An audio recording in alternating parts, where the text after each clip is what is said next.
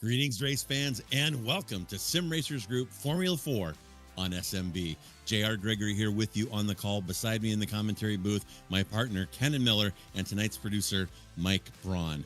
Tonight's round 6 of SRG F4 action completes an Aussie trifecta as we move from Sandown to Winton and now to Phillip Island Circuit, located, not surprisingly, on Phillip Island in Victoria, Australia. This fantastic track is approaching its 100-year anniversary, racing having begun here in 1928. Phillip Island past host to a plethora of sports car racing, including Aussie supercars, if you can imagine those things out here. Currently a major motorcycle venue. Today's configuration was paved in 1978, 4.4 clicks or 2.7 miles and 12 turns. And Kennen, we were chatting about this a little bit before coming on the air, and this track is awesome. I love this old school track. It's another one of those ones that would never be built today, but it is narrow, twisty, hilly, and far more difficult than it appears at first blush. Yeah, thanks, JR. It's a very fast, winding track. It's a lot of high-speed corners. It's track's really mainly used throughout the year for a lot of high-speed motorcycles and bike days, and nice to see four wheels touch this track. It's really a great four-wheel track, and I think we're looking at a really good race today.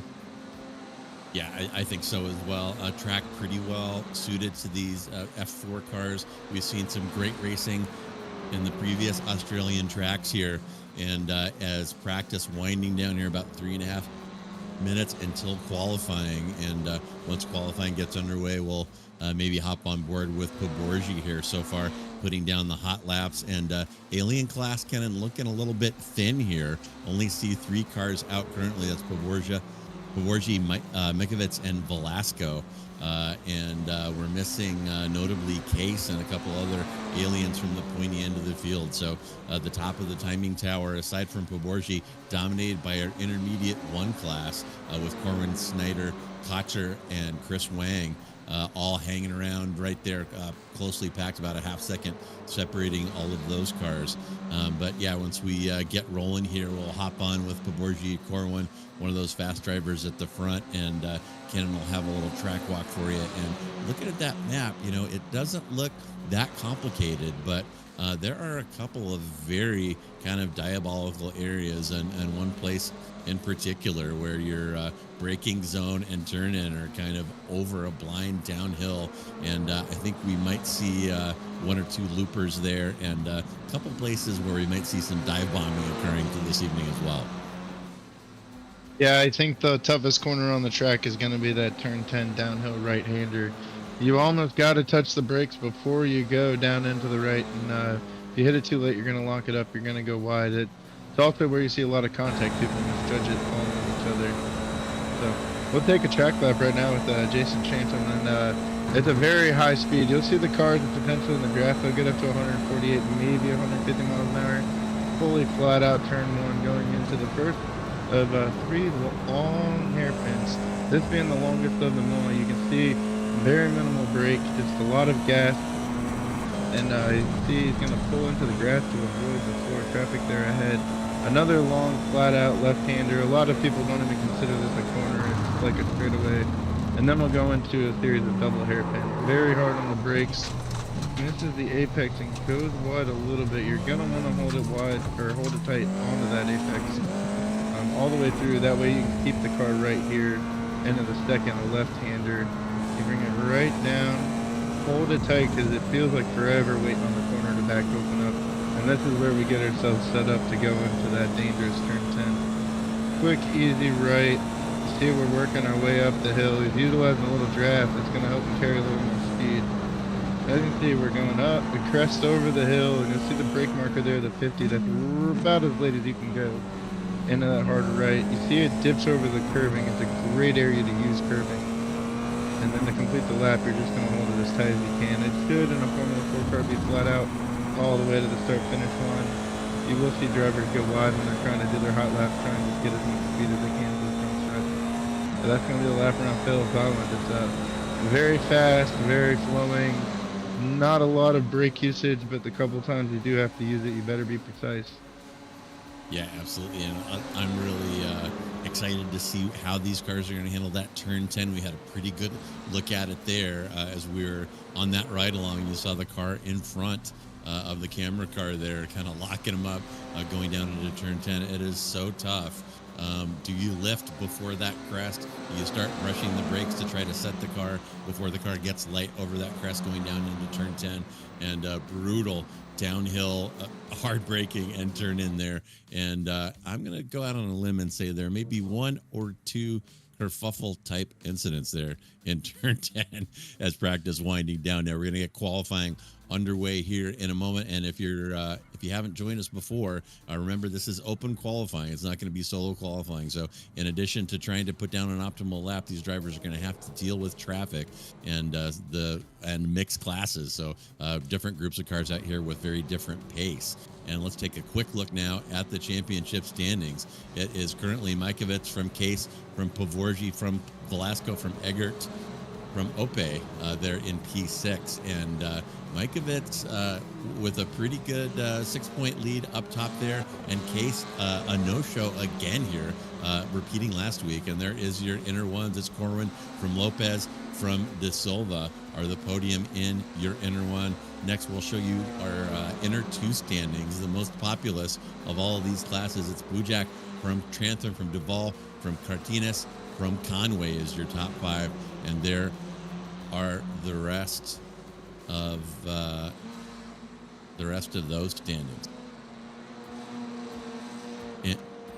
Okay, and Mike is telling me in my ear here that we're going to get 2 drops this season. So Case has not walked away from this season yet, but if he uses 2 of his drops by just not showing up, that kind of obviously takes a drop off the table that you might need if you have a bad race. So interesting to see Case choosing not to participate here, and pretty fun track.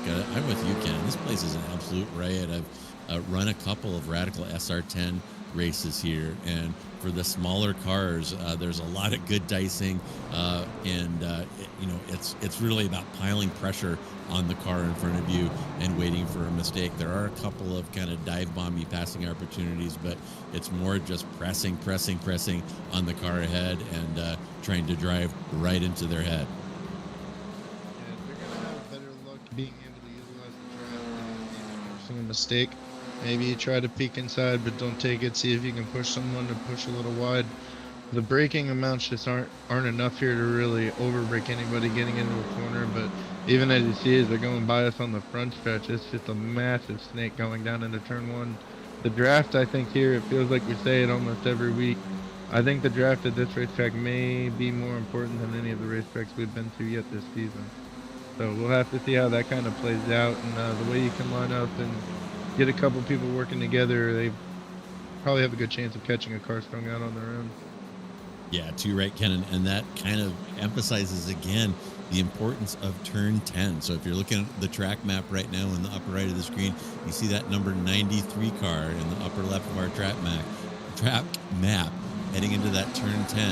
And as he rounds that and goes onto the power in turn 11, with this level of power in these cars, that is really the start of that front straightaway. You are running the car through the gears full throttle all the way down into turn 1. And yeah, I think the draft is going to be important. We could see some contested entries into turn 1, which can lead to some interesting happenings in turn 2. And so we'll have to see how that unfolds. And 3 minutes in, some time starting to come up here. We're not really close. We're seeing about, there's Chris Wang, and so he's getting down into close to what he was doing in practice around 92nd lap time. So it's Wang from Snyder right now. Diego Posada putting up a good lap. There goes Josh Corwin. He's going to throw up a 130.3. So tires are getting warmed up here. People are getting in a groove, and plenty of time left, Kennen, to make something happen here in open quality. Yeah, and I think even just looking at the first car that came out of the pits to start all these qualification laps, car 93, Embriet Hyde, he was out there all on his own, ran a 140.612, and we see the top leaders who were right through that snake in the mid-pack must have had a good trap. They're all the way up in the 130.3s. I mean, you're looking at a total second difference to not line up a car behind you when you're putting on your qualifying hot lap right now.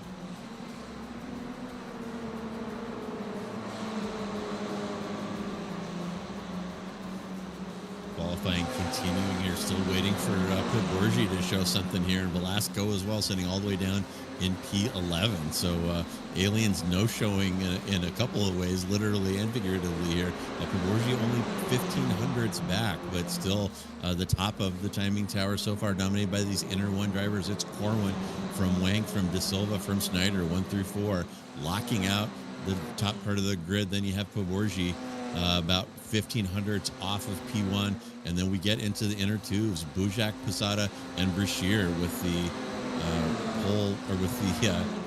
podium here so far, and Jason Cotcher there sitting in P10, and Velasco again all the way back in P11. And here comes some 129s, and here come the Aliens. They said, JR, you got to give us a second here to get our speed up. And there it is, Pogorji with a 129.6. Mikovits just 2/10 behind him. So the Aliens starting to flex a little bit here and put down some heaters. Yeah, that was actually an incredible lap by Pogorji and Mikovits, both at the same time. I mean, they were lucky to be part of about a 4-car group there, and both of them got a good timing, spacing, and that draft down the front straightaway is just where a massive amount of time is. I'm kind of surprised Pogorji was able to run 2/10 quicker than Mikovits, but that's quite a good gap. I think you can see that made up here in the next 10 minutes of qualifying. Yeah, and so much of this is kind of about good fortune. It's everybody has the right to get out here and put down the best lap that they can, and if you're a pro driver and run into some of these lower class drivers at the wrong time, it's going to mess up your lap. And on the same token, if you come onto that front straight perfectly timed to get a good toe, you can get a pretty good gap going, and that may have helped Pogorji along there with a pretty significant gap there of 2/10, and pretty spread out up front. It's 0.8 separating our top 8 cars, and beyond that, the number 9 car is about 1.2 seconds off the lead. So sometimes we see these times and these F4 cars packed together pretty tightly, and sometimes they're spread out a little bit. Last couple of weeks here in Australia, the pace has been pretty spread out, it seems like. Yeah, there has been a pretty good spread out pace. I was just looking at the timing board, and really the whole group in practice was separated by 2.5 seconds. So it seems like it's a little bit tighter throughout the field than what it has been at some of the previous tracks we've been to. Haven't quite topped the best practice time yet in qualifying. We're still looking at needing about another 10th there for the Alien class. But I don't think lap traffic should play a real role. Obviously, we will have some crashes and cars fall behind in that way. But I don't think if you're up front, you're going to have to worry about that too much here. So look now, here comes Mikovits, and we're going to jump down to that's Michael Hun now, as he makes his way through. You see him dragging that right front in that low speed corner, and we may see a couple of dives there. That's one of the opportunities to make something happen here. A pretty tight track, pretty high speed, which can present some problems for finding a place to get your nose in, but there are a couple of opportunities here, and it'll be interesting to see how it unfolds during the race. These sprint races, very, very short, so if you don't qualify where you want, you need to start making some aggressive moves early, or you're just going to be spending the whole time in traffic. Yeah, really the 3 passing zones you have, if the draft works out, you could consider turn 1 there, but you're really looking at turns 4 or 5, the double hairpins, and that downhill right-hander. If you decide to really kind of push the limits of your car and maybe brake a little later, it's really one of the best opportunities for a hard braking zone to maybe undercut somebody and get by. Everywhere else, you're going to be really stuck in the line. You can't. A lot of these flowing corners, because they are very long and wide, they're very difficult to run side by side through them. So you'll see people giving up positions to get through those corners a little safer. But 4, 5, and 10, that's where I'm looking for a lot of the good action to be at today. Yeah, I think you're right. We watch them. Watch a group of these F4 cars go through that sweeping turn 1, and not a lot of braking there. I wouldn't suspect. These cars not really high on power, but they definitely have mechanical grip, definitely have downforce, and they may just be doing a little bit of a lift there to get that car to rotate in through turn 1. So they are absolutely cooking, as Kennen said, pressing about $150, heading down there into turn 1 and getting everything they can out of these cars. As you see one of those cars. It looks like Trantham may be making the maximum exit there. And this is one of those tracks. Whoa, and there's a little cloud of smoke. This is one of those tracks where the racing doesn't happen exclusively between the white lines. You see that exit there with the green material AstroTurf off to the left. That is not an off, so they're going to be using that part of the track on exit to get a good exit there. So again, mastering a track like this is learning the boundaries, and that's one of those spots. And you don't see track limits isn't too much of an issue with this track. Thankfully, it's one of the few natural race courses we still have in the world today, and you don't see a lot of paved runoffs. It's a lot of beautiful greenery and sand, so a lot of the race officials kind of deem the sand and grass kind of takes care of itself when they go through that. So you'll see them push it as much as they can, but we shouldn't see too many penalties for off tracks and things of that nature today. Yeah, and as we were talking about, this is a very popular moto track. So you see miles and miles of kitty litter out there. That is to collect motorcycles that are sliding off the track, much less so than cars. About 4.5 minutes now.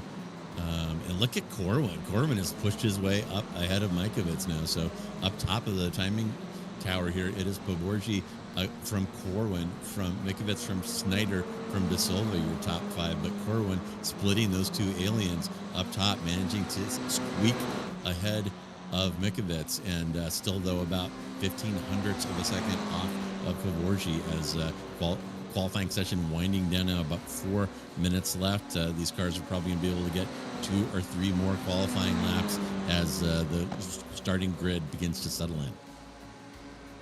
Yeah, we look at Oladipo. He just turned a 132.2, so that'll make him 12th fastest on the day. Probably was hoping for a little better, but I think that's probably one of his better runs he's had so far this season. So looking forward to seeing what maybe he can put together with the extra speed and the opportunities he'll have at this racetrack. Yeah, we'll definitely be keeping an eye on him. He's going to be facing a target-rich environment. Although I guess it's possible that he just didn't put the practice time in, and you know, everybody gets busy, and that will happen. You got to be pretty dedicated to get consistent speed, switching tracks week after week, and Oladipo maybe not having the time to make that happen this week. So 3 minutes left, still up top is Poborji from Corwin, from Mikovits, and I'm sure Mikovits would like to get back up in the front row. Has a very small gap to close down, about 700ths, and a couple more chances, but time running out here if he wants to change his position. Yeah, I don't know if he's going to have the time or the position to be able to maybe get it in. I think that Joshua Corwin will be happy with the second place, getting to start on the front row of the grid, but I'm sure he's wondering where that 10th and a half went, and I think he'll be happy to be able to start and get that second place run. If I recall right, on this track when they start, second place does get the right lane, which is beneficial as they go flat out into turn 1 for the first time. Oh, and there's a little dive, and that's not the first time we're going to see that. And that's that tough downhill right-hander, low speed, where the car gets really light over that crest right when you're deciding when to start hitting the brakes, and you saw the consequences there. And that is not the first time we're going to see an F4 car go off in a cloud of smoke in turn 10. Absolutely diabolical design, and very interesting design, kind of typical of some of these old school Australian. Almost kind of reminds me of a UK track. That kind of off-camber hidden corner kind of reminds me of Bolton Park or Brands in a way. Yeah, it really does. It's a very classical type corner. It's not one you see on many modern racetracks, and it certainly tests the drivers because of that. The lack of familiarity and the understanding of how to handle those corners you don't find like you once used to. We are getting down to the wire here. Only about just over a minute remaining, and looks like most of our drivers still out. So some of these guys still fancy trying to move up in the rankings, as we're taking a look at Cotcher right here, currently sitting in P10. That was kind of last among the inner one drivers with an inner 2 driver ahead of him. I'm sure he would like to improve that. But again, this open qualifying giveth, open qualifying taketh away. Sometimes you'll have a good run, get lucky, and sometimes that. Off into the grass, might as well stop for a picnic. That lap is over, and probably not time to click off another one. And if you haven't joined us before, once the timer runs down, if you're out on the track, you get to complete that lap. So qualifying likely to go a little over the 15-minute timer that you see on your screen there. And also, if you're just joining us for the first time, notably damage off here, and I'd like to touch on that in every broadcast because it kind of opens up your options, I guess. These F4 cars can be pretty fragile out there if you are used to driving them in the public servers. Little wheel banging can break these cars and send them onto the flatbed into the pits, and damage is off here because this is a learning league. It's about getting seat time and moving up into the Sim Racers Group F3 league. So they want to get as much track time as possible, not spend time getting repairs. So you'll see these cars fixing themselves throughout this race, and I think it's a pretty good idea to just help these guys learn. They don't need to learn about towing back to the pits. They need seat time. Yeah, and that's what it's all about. It maximizes every bit of that. You have your collisions. Thankfully, the sporting code and all of the league, they're all expected to race like gentlemen. Like, these cars are fragile and meant to break in an instant. But when things happen, they're able to kind of get themselves straight and get back going and not lose the time getting towed back to the pits, waiting on repairs. They've got 20 minutes. It's a very short race. It's very much a sprint. Anybody involved in an incident is going to certainly face the consequences of the lost time. There certainly won't be enough to make it back up. So it's a very well way that they run this league. I really enjoy it. Taking a look at Navas here, currently sitting in P12. That is his last qualifying lap. And look at him jump up. Nice. And we just happened to get that on camera. Navas improves his qualifying position by 3 there. As the last couple of cars coming across. Be interesting to see if Velasco is getting something done here. See if we can get his sector times up as he's coming. Oh no, he pitted. All right, well, he gave up on that lap, so we're settling down into our final grid here, unless Navas doesn't have any more time. So that is going to conclude qualifying. So we'll have your starting grid for you here in a moment. I'll fly through that as well as I can, and in the time that we have, and the race will start here momentarily. And give me 1 second. Yeah, we're waiting on iRacing to throw up those official results, but I can tell you with some confidence it's going to be Poborji and Corwin up front, with Mikovits there in P3. So that was pretty stable throughout that qualifying session. Poborji getting off that heater at some point, might have had a tow, might have had some good luck, but no one able to get really close to him. And all right, well, it looks like there we go. There is our qualifying results. So it's going to be Poborji next to Corwin in P1. Mikovits will be next to Snyder in P2, and Corwin is pole for inner 1, of course. Then De Silva and Wang in 5 and 6. Cotcher and Velasco in 7 and 8. Navas, you saw him put in that heater at the end. That will put him on pole for inner 2 and in P9 overall next to Bujak. Then Oladipo next to Cook. Van Wagner next to Trantham. Posada next to Brashear in row 8. Vase next to Swanbeck in 17 and 18. And as we scroll on down, it's going to be Hagen next to Glasser, Meyer next to Suresh Kumar, Hun next to Duvall, Samudio next to Neil Day, Hyde next to Mike Braun. Is that our Mike Braun? No time. Okay. So Mike must have been throwing down some laps out here, and so the bottom of participants there probably not taking the grid. That's Braun, Leslie, Mirchik, and Sim Racers Group 10. I imagine some kind of testing going on there at the Sim Racers Group facility in San Jose as we wait for the green flag here. And Yeah, we got a couple of people holding up the show here. Bujak not on the grid yet. Looks like he is the driver holding it up, and iRacing is going to force the start here in about 10 seconds if he doesn't show up, and there he is. So we're waiting now for the lights, and we should be underway here shortly. And of course, no traction control on these cars, so we're going to have a mad dash with cold tires down to turn 1. Hold your breath, folks, because here we go. And Poborji getting off well. He's going to have the inside line into turn 1. It's Poborji from Corwin, from Mikovits.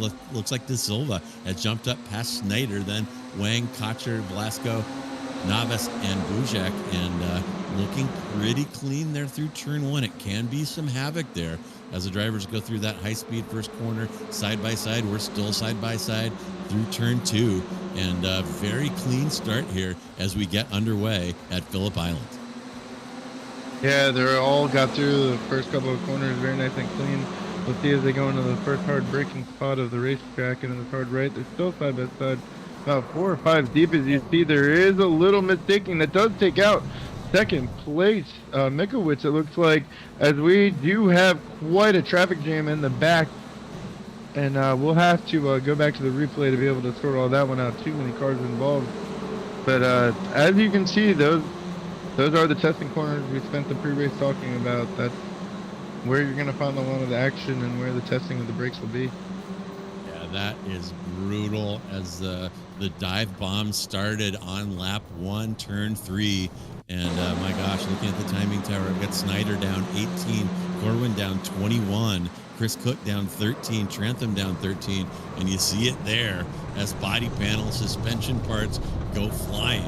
And my goodness, that was ugly. And probably there's an upside down car now, and that car is going to have to take a tow unless some friendly person knocks him back on his wheels. And oh my goodness, that is absolutely brutal. And we had a couple of pros down. Our pros are now running, aside from Poborji, are running 13, 14, and 23 as they were all kind of caught up in that. I'm going to say that happened in about P5 to P15.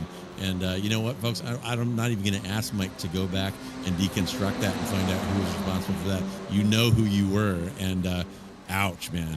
Don't be that guy. But there we go. That is a NASCAR-style pileup, the likes of which we have not seen so far this season in F4. And we're going to see... let's see here. We're kind of picking through. Yeah, this is after. So to celebrate surviving that pileup, you got a spinner there coming out of that turn 4. And this one's starting very, very rough, Kennen. Yeah, I think looking at it, I think that car was upside down. I believe that was second place in the inner 2. Jason Trantham, it looks like he was getting carried back on by the tow truck, and that's going to take definitely a major hurt. I know they do have 2 drop weeks that are coming up, and he has used one of them already, it appears. But other than that, that's going to be a big points effect there, and obviously many cars have been affected by that, but you hate to see that for second place, even at the pro level. I mean, Mikowicz, your current points leader, he's definitely been set back. I would almost expect to see Poborji fighting to maybe come out of here with the point series lead. Yeah, absolutely. And it looks like I said I wasn't going to do this, but it looks like that 322 car of Cook might have been the unguided missile that at least triggered part of that situation. And yeah, we had a couple cars taken into it. I think Trantham finally back underway, and my timing tower is showing Oladipo still on the flatbed. So his race has just gone horribly wrong for him. Meanwhile, up front, it is all 3 classes present on the podium right now. Is Poborji, P1 in class, Chris Wang, P1 in his class, P2 overall, and Jose Navas, again, who got the commentator's blessing there as the camera was on him for his final qualifying lap. He made it all the way up into P3.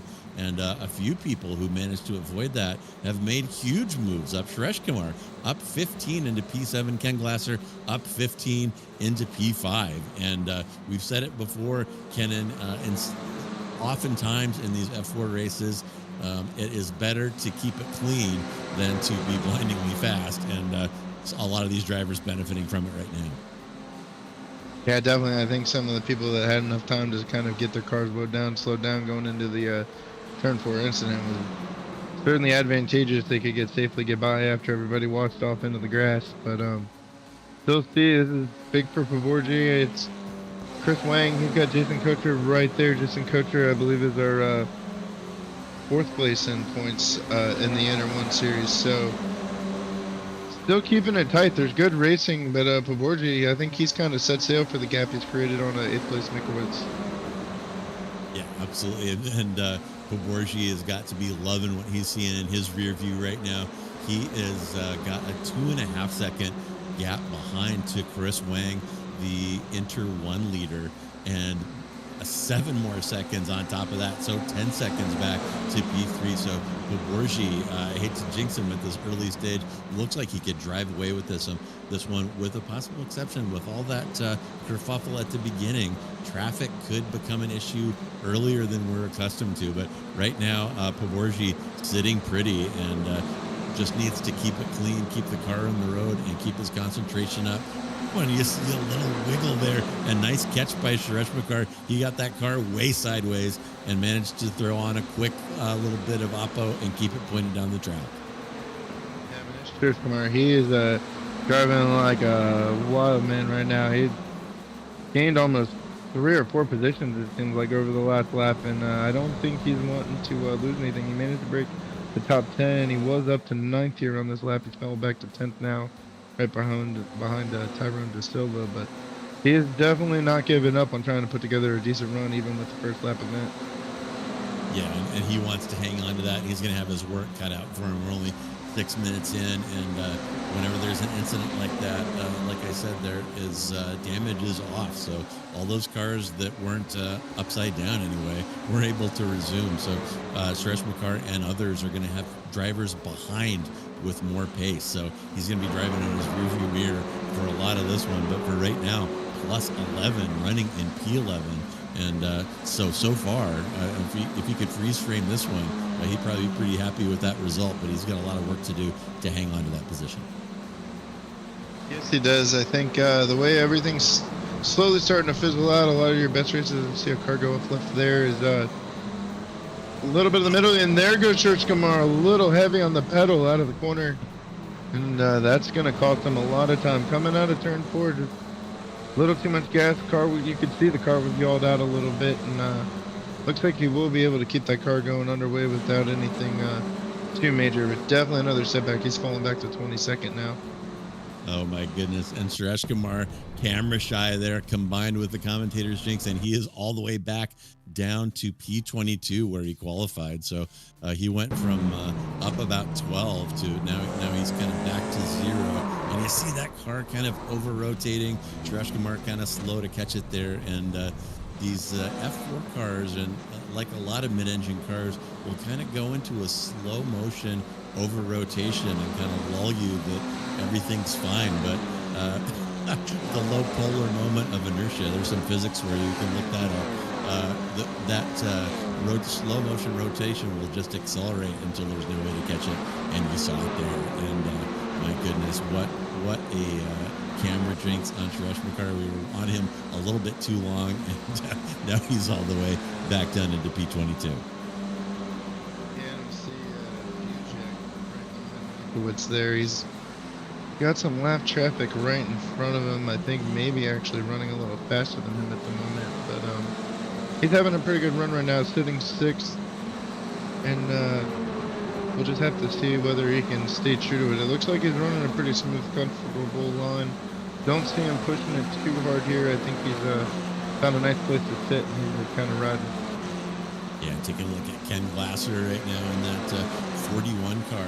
He's one of the beneficiaries of that early kerfuffle, and he has managed to hang on to his games there. He's up 13, running in P7, running P3 in class, and so far so good for him. He's hanging on. He's getting pressure from behind from Velasco, but the nearest competitor in his own class behind him about 4 seconds. So things looking good for him. Oh my goodness. And is that a replay or is that live? Samudio there just getting absolutely creamed, and he watched that car magically repair itself, and now he's blinking, and that's not a good sign. And he may have jumped to the pits after that incident. And my goodness, that was certainly interesting. And what a great shot of those cars hauling the mail through turn one. And that was a thrilling spot right there. We are absolutely on the ragged edge, using every square inch of the track, using the curb on entry across the apex and on exit. One of the super fun moments that you have here at Phillip Island. Really a fantastic course. Yeah, I just really hated seeing that happen to Rudy Samudio. We were just getting ready to talk about him up 10 positions, having a great run.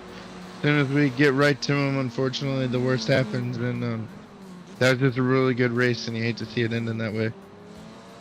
Oh my goodness! And look at Mikovic here, Kennen. He's thrown down a 1:29.599. He's about a half second faster than Pavorji right now, and he is clawing his way back up the grid. I think he might have had some involvement in that opening lap problem, and he's running P2 right now in Aliens, and he's got his eyes ahead to Jason Cotcher. He's got to close down about a 3-second gap, and he will be within reach of the overall podium here. So keep an eye on Mikovic, because he has lit the wick here, and maybe we'll ride along with him and see how the Alien handles this turn one. And it's going so fast right here, completely wound out in top gear, just a little lift, and get that car to turn in, and then set up and get rolled up for this next section.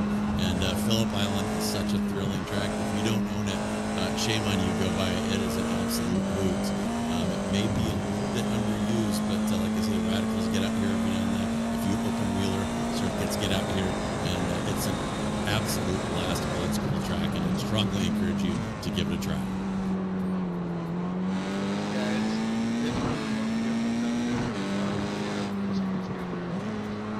At least twice a year throughout the years, and definitely one to have, and make sure you can do every week.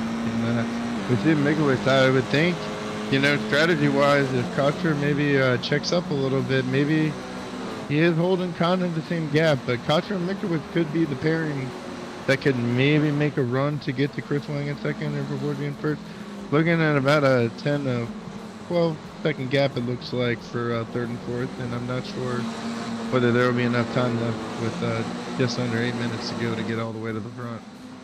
And was that Mikovic giving himself a huge flat spot right there? I saw a huge cloud of smoke coming up from one of his front tires, and hats off to Navis. Navis, an inner two driver running in P5 overall and hanging right with Mikovic. Look at that gap. You see the slipstream going to work, dropping under 0.5 here as they approach turn one. So Navis putting on a hell of a drive here. Starting from a pretty strong final lap in qualifying, and he has kept that fire burning, Kennen, as he sits right now in P5, and his gap back to his competitor in class about 5 seconds, I would say. We've got a little replay coming up here, and here is that tricky entry to turn 10, over the rise, car gets light, tough to get the brakes right, and Bujak there trying to trail brake it around turn 10, maybe a little too fast there on entry, and you see him loop it and get swamped there, probably lost 3 or 4 positions with that one small error. And so tough, Kennen, these 20-minute races, a little mistake right like that will just kind of end what you have going and end it in a hurry. Yeah, it's definitely a momentum killer, especially when it happens so late in this race where you just know you don't have the time to really get anything back. At that point, you just want to try and keep the car safe and try and manage what finishing position you can get with where you are. That turn 10 dip, that right-hand dip, we've seen it take out a lot of different drivers today, and it really lightens up the car, whether it's a bottoming out effect, but it'll just let that rear end go right on around. Yeah, it's wild, and it is scary to be behind the wheel going over that rise. It's a risk-reward thing. If you want to play it safe, you can lift or maybe brush the brakes a little bit there to get the car settled and planted as you go over that rise, but that's not the fastest way around. And if you want to move and you want to make stuff happen, you got to roll the dice right there, and very tough. You got to be very precise. And here is Vase now. Is Vase going to be able to sneak it inside a Glasser? Been wanting to see some action here on the entry to turn one. Looks like he backed out of it a little. He's still right there with Glasser, but really wanted to see him stick it in there. I'm not sure we've seen any side-by-side action there since turn one, and maybe it's not viable in these cars, but it seems like you should be able to get position and at least force the driver ahead into a bad line, but have a chance to set him up for the next corner. Yeah, I think what Vade's thinking there, he sees 2 cars ahead of him that are off the 4 position, so you don't want to make a silly move, create any rolling contact. I think he feels confident. He's got a little more speed than King Glasser right here with the way the tires have worked out. That you don't want to make any enemies or make any mistakes and try and keep it going. I think they're both catching a couple cars up front. Yeah, and Vay's all over Glasser. He's got about 3/10 of pace on him right now, and that battle there is for P12 overall. That's where Glasser sits now, but that is P5 and inner 2. So both of these cars trying to push their way up into podium position. About 5 minutes left here, and here is some side-by-side action.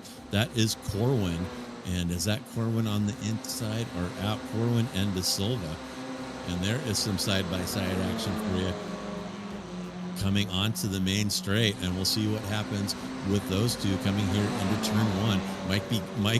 Might be feeding me here what I've been wanting, and that is a contested entry side by side into turn one. And there it is. De Silva is going to have the inside. Oh, nice. And they hang together still, still side by side into turn two, and a very tough spot right here. A little bit off camber and a little bit of a rise there.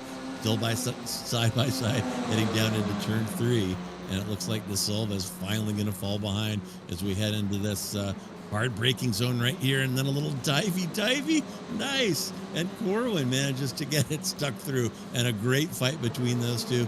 And I'll tell you what, folks, night after night that we cover these races, there's fantastic fights like that and fantastic driving from the top to bottom of this field. We do our best to show it all to you. We may not be successful 100% of the time, and Corwin with a little eye.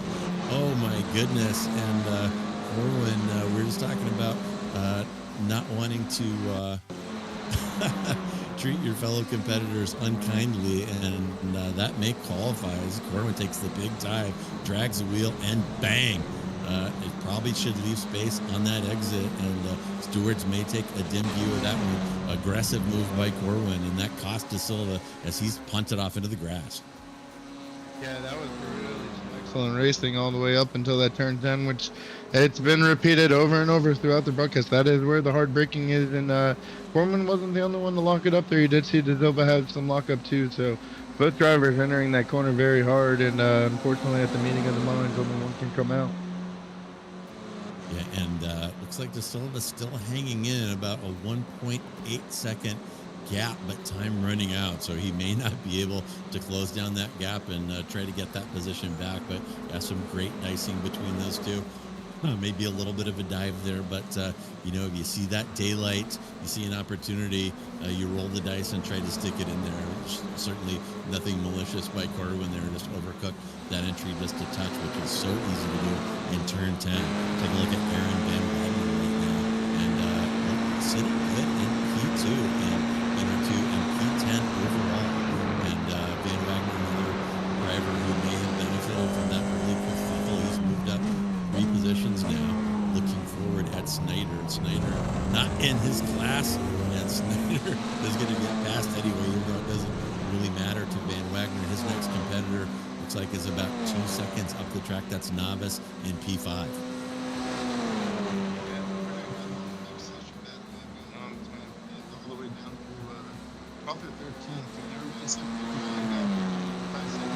But coming on the final 2 laps, there's no reason to think 1 or 2 good laps couldn't put you right behind the car in front. There it looks like it's got Bujak off him to spin with the hard contacts. Don't know if it's Bujak bad to worse there. Does a little lawn mowing, gets back on the track with the grass on his tires and unable to get him to hook up, loops it and gets punted there again. So Bujak getting banged around there and not looking good for him. We're taking a look at Novice now. That's Corwin behind, not in his class. He has 3 cars between him, all now 2. Actually looks like Van Wagner just got by Snyder, who's listed on the timing as out. I don't know what happened to Snyder. He might have stuffed it or might have had a disconnect. Mike is going to show you that now, and here is Snyder. And oh yeah, he's turned there. Interesting. So he might have been turned from behind there and just hit the escape and bailed. But too bad for him, as you see Snyder, falling down the timing tower, and I guess that will be it for him. Meanwhile, up front, not much attention paid to Dinesh Pavorji, who was getting a nice track day here for the Phillip. Is in 6-second gap behind and has been able to keep it clean and has not encountered a back marker yet. I don't believe this is going to be the first back marker that he's come up on. So it seemed like traffic could play a role in this for him and maybe push him back into his competitors behind, like Wayne and Cotcher, but that is not the case. Pavorji cruising right now and just has a couple more turns to make and navigate that turn 10 one more time and come around on the front straight, and he is going to have this one in the bag. And look at that interval, 5 seconds behind and 10 more behind the Cotcher, and that is Pavorji racking up his second win in as many weeks. And you gotta wonder what is up with Stephen Case. Pavorji not getting any pressure really from anybody in this race, thanks in part to his fellow aliens not qualifying that well, thanks in part to that kerfuffle at the beginning. But there it is. There's Dinesh taking the checker by a mile. And kudos for him for being able to stay awake through that one. It was an absolute track day. There is Wang coming across to take your inner one flag. And before too much longer, we're going to say Jose Navas roll across. There's Cotcher coming across in P2 to round out your podium. P3 overall, P2 in class. And here come Mikovits and Velasco, Corwin and De Silva. And there is Navas. And my goodness, what a drive by him. Managed to avoid contact, avoid the mess, and really did a great job holding position, Ken. Yeah, Navas, that's on in his class, and he's one of the guys you'd see every week when we're out here at the track. He's on the track one of the most out of anybody. He's always sure to next one to better, and today was the day we kind of got to see all that hard work finally pay off for him. That was it for him. Yeah, good to see for somebody putting in the time, and he may find himself in a different class next season if he chooses to stick around, because that was absolutely dominant by him. And looks like nearly everybody has taken the checker here, so we're going to have the final results for you here momentarily. But my goodness, no shortage of action here. A little bit unfortunate, that first lap crash. Maybe surprisingly, we haven't seen a lot of that in these F4 races, but we certainly saw one there. I'm going to say that probably 2/3 of the field took damage in that one, completely jumbled the field and threw a bunch of cars way down.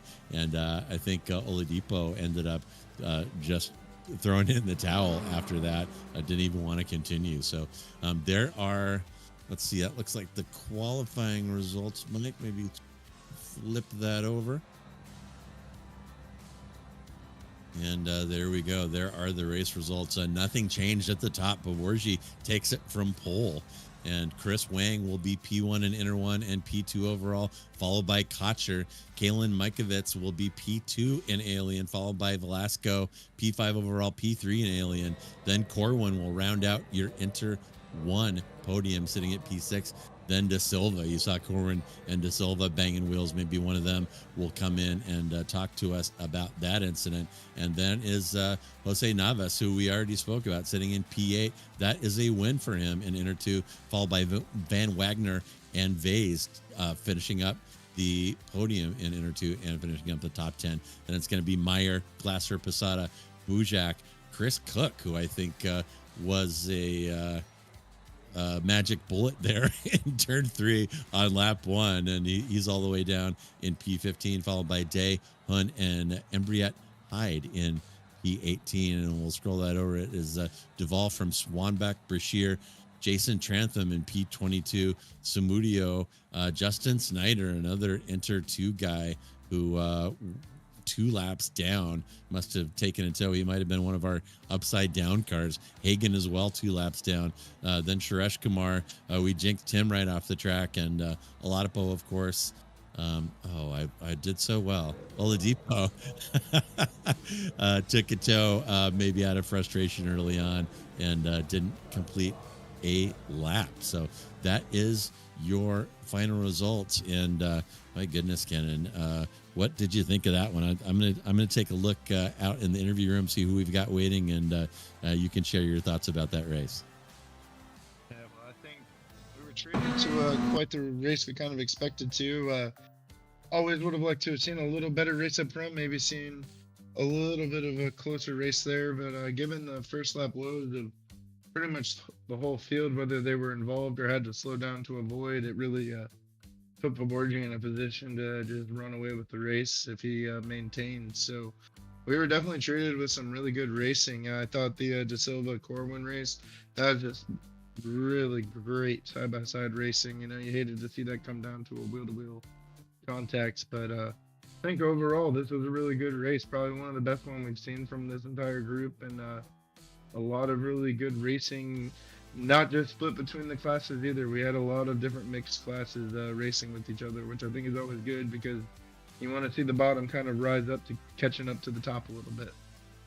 Yeah, too right. And as we're seeing a slow motion replay of the start, let's have a moment of silence for lap 1. This is where things go south, and they go south in a hurry. This high-speed entry down into turn 3, and like I said, we're not going to do an autopsy on this, but we'll slow it down a little for you, and you can draw your own conclusions. But oh my goodness, what a mess! And yeah, that was your start. That was lap 1.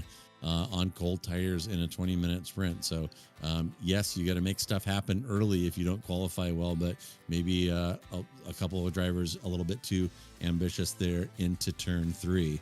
We do have some interviewees waiting here. Looks like we've got Aaron Van Wagner in here. Let's see. Yeah, let's go ahead and bring him in. And Aaron Van Wagner, welcome to the commentary booth, and congratulations on the podium. You pulled a P2 out of this one in class, finished in the top 10 and moved up 4 positions from your qualifying position. So I'm imagining that some of those gains were made possible by that ruckus at the beginning of the race. So how was that from your seat? Yeah, I was just behind it, and pretty common going into that turn 4 that you see a lot of smoke in the air, a lot of brakes blocking up. But I could tell as I got a little bit closer that this was going to be a little more than just a couple people's brakes locking up. So yeah, got around it, kind of pulled off to the right. I did get spun around a little bit, but got my way out. And then as I was accelerating into turn 5, realized that I had my pit limiter speed on in the melee. I'd hit the button somehow. So cars were passing me by before I figured that out. But yeah, just kind of kept my head down and stuck in it, and got lucky with a few other incidents in front of me, but was just trying to click out as consistent times as possible and getting into the draft as much as possible, which this track is really, really beneficial if you can get into somebody's draft, and yeah, pulled out a P2. I was kind of surprised. Yeah, congratulations on that. And definitely go back and watch the broadcast, because our brilliant producer, Mike, as you were talking about that, was showing your in-car in slow motion as all that was happening. So absolutely perfect. You're going to love watching it. So make sure that you watch that. And unfortunately, it also showed you getting swamped when you had your pit limiter on. But, yeah. But still a good result. Is this your first top 10 finish this year? This year, I think it's my second top 10 and my first podium. But yeah, I had a really brutal start of the year, so glad to kind of pick up some scraps where I can, and hopefully toss those 2 away. And with the two throwaway races, I kind of have to be on my game from here on out. So so far so good. Just got to keep it up for several more weeks. But man, Phillip Island is my new favorite track. Super fun, super rowdy, and tonight delivered more than I thought. Oh, absolutely. And it is an absolutely awesome track. And I said it earlier in the broadcast, if you do not own Phillip Island, shame on you. Go download it because it is absolutely epic. And especially with cars like this with a little bit of downforce mechanical grip to play around on these sweepers. And great job, Aaron. Definitely. And like I said, definitely watch the broadcast. Mike absolutely nailed allowing you to narrate your own start there. That was awesome. But congrats on the P2 and congrats and good luck on the season going forward. And as we wrap up, is there anyone you would like to thank or give a shout out to? Yeah, I just want to thank Jason for putting all this together. This has been such a fun thing on my weeknights, bring a little joy to my evenings and maybe a little anger too. But great, meeting all these guys, even though I'm down here in SoCal. And this has been great. I really, really enjoy doing this. And if anybody has the opportunity, I think they should consider joining the SRG driving group. It's awesome. All right. Fantastic. Congrats again, Aaron. Thanks for coming by and chatting with us. And we will see you next week. Sounds good. Thanks, guys. All right. And next in with us, we have Adam Duvall. And looks like Adam managed to pull off a top 10 in Inter 2. He's P19 overall and actually had a pretty good charge through the field, managed to move up 5 positions. So Adam, a little bit messy at the beginning, and I'm going to ask the same question to everybody. Where were you when all that madness happened on lap 1? I snuck through the first incident and then barely through the second one later on lap 1.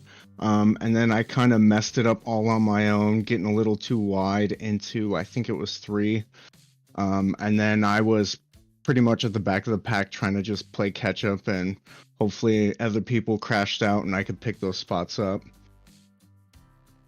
Yeah, and we're actually, oh my goodness, look at you thread the needle. So as you're talking, our producer Mike is showing your in-car going through that turn 4 incident in slow motion. So you're getting to narrate what is being shown on the screen. So definitely watch the broadcast later. You'll get a kick out of that. Sure.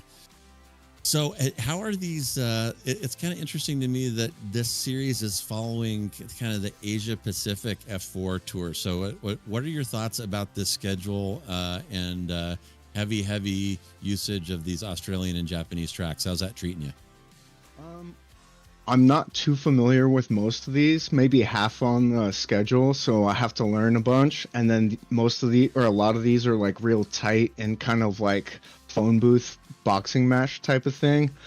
Coming into today, I knew this wasn't a track that really I'm typically good at. I did a bunch of practice. It ended up paying off okay. But yeah, I'm not really a fan of all these real tight tracks, especially when we got 40 or 38 plus cars, Yeah, well, I think it's going to maybe have a little bit more room to run as the season continues. But as we wrap up, is there anyone you would like to thank or give a shout out to today? Just every race I do from now on is for my buddy Billy. Dedication to one of the best dudes I could ever know. All right, fair enough.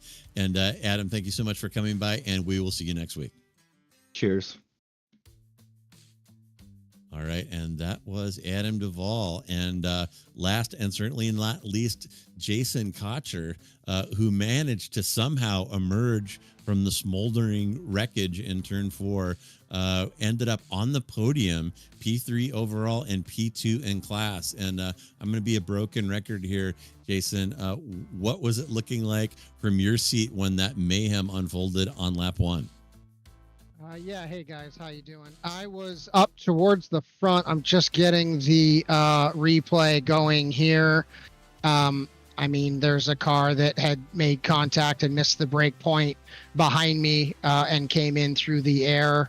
I mean, as league admin, I'm very cognizant of my words right now. That's not what the SRG racing leagues are all about.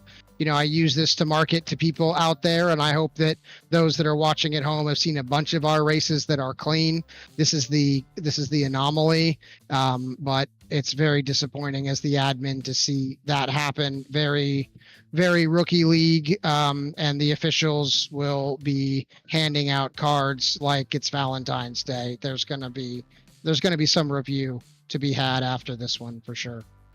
Yeah, and you know what? We feel you, Jason. But in fairness, this season has been very, very clean. You've got a broad range of skills out here and some very tight, challenging tracks. So overall, the driving has been pretty good. And you're right, this was an anomaly, but yeah, quite a mess. And watching the replay, as you were talking about that, Mike had your cockpit view going, and it looked like you lost a ton of positions right there, and this was a recovery drive from you. So how were you able to get all the way back up into podium position after getting swamped out of that crash? Yeah, fortunately, those in my class and in Inter-Alien, I think, took worse of it off of that. Once I was able to get rolling, when I looked up, it was mostly Inter 2. And I don't know, for some reason, when I'm on the podium or on class or overall, there's usually some sort of carnage that has transpired. Throw back to Zolder last year when a couple of guys tangled up in front of me and a couple of other guys threw it off. I'm never going to have elite pace, but I've done a lot of endurance racing, and I'm trying to coach to carry that over into the sprint racing. You got to survive first. And there's this is a very...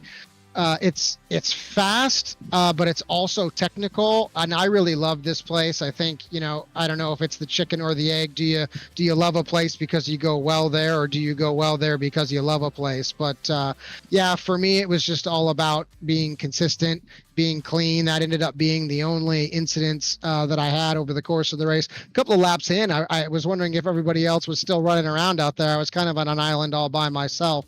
And a mid 1 minute 30s, we're going to get it done to get me home by the quick math in my head. So yeah, it helps to like a place, it helps to stay alive. And yeah, there's it's just a lot of experience that kind of comes into it. After that, like I said, I'm never going to set world records, but I'm always going to be in and amongst it. So if, unfortunately for those ahead of me, if they catch misfortune, then I usually try to be in a position to capitalize, and that's what happened tonight. Well, and I got to say, to your chicken and egg question, for myself anyway, if I really love a track, it motivates me to do better. And I feel better and get in a groove and have more fun, and fun leads to speed, especially in cars like this. So that's my answer to that anyway. But yeah, great recovery drive. You had a pile of cars ahead of you and still managed to get P2 in class and an overall podium. So very well done, Jason. And as we wrap up today, is there anyone you would like to thank or give a shout out to?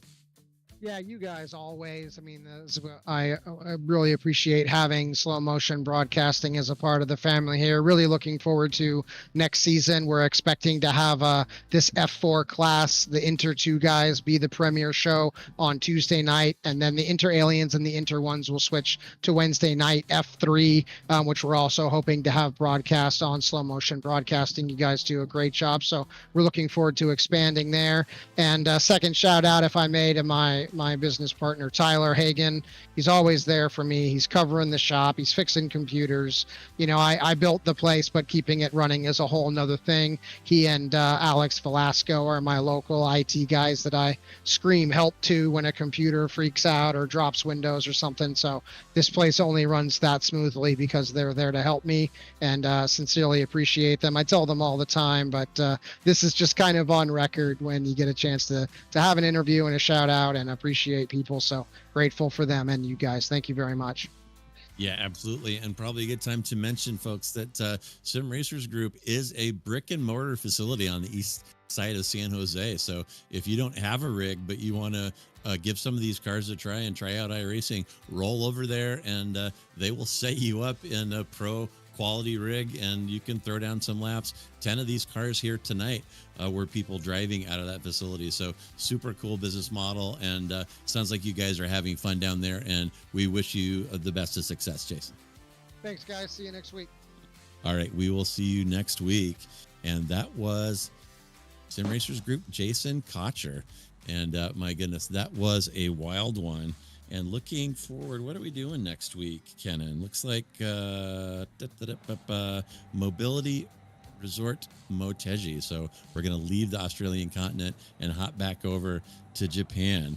And, upcoming on Slow Motion Broadcasting, we got a couple leagues on pause at the moment, but this event, Sim Racers Group Formula 4, will travel to Japan next Wednesday. So make sure you tune in for that. And in the meantime, don't forget to subscribe to Slow Motion Broadcasting and hit that notification icon so you don't miss any of the action. Whew, my goodness, what a race today. And I am JR Gregory. On behalf of myself, my partner, Kennen Miller, our producer, Mike Braun, and everyone here at SMB, thank you so much for joining us. Enjoy the rest of your day wherever you are, and hang on. The weekend is coming.